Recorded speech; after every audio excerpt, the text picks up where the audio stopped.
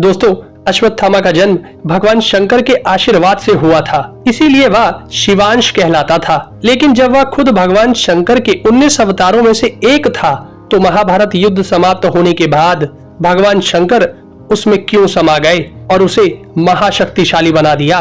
चलिए जानते हैं। दोस्तों, युद्ध समाप्त होने के बाद कृपाचार्य, कृतवर्मा और अश्वत्थामा ये तीनों पांडवों की बची हुई सेना को समाप्त करने के लिए रथ पर सवार होकर पांडवों के शिविर की ओर चल दिए।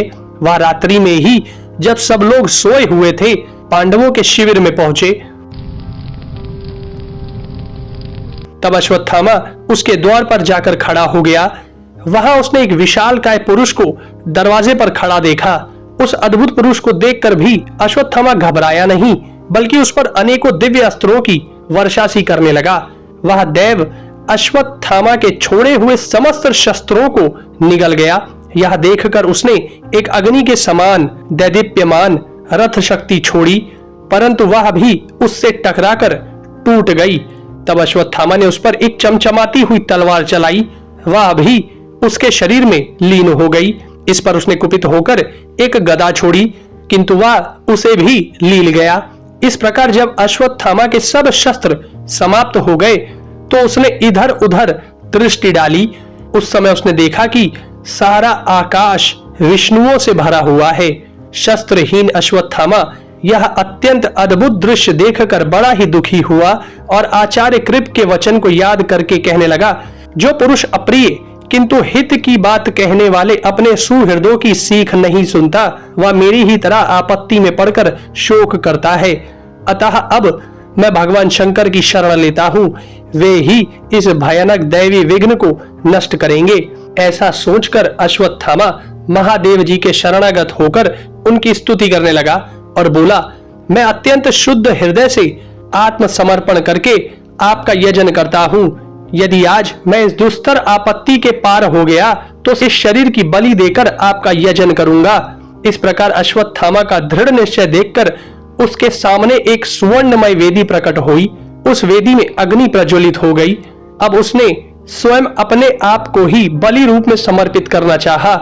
इस कर्म को संपन्न करने के लिए उसने धनुष को समीधा, बाणों को दर्भ और अपने शरीर को ही हवी बनाया।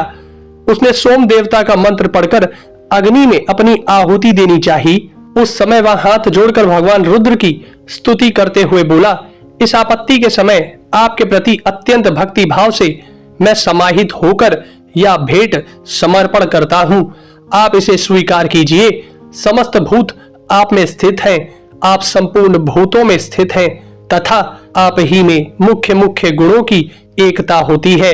यदि इन शत्रुओं की पराजय मेरे द्वारा नहीं हो सकती, तो आप भविष्य रूप से अर्पण किए हुए इस शरीर को स्वीकार कीजिए।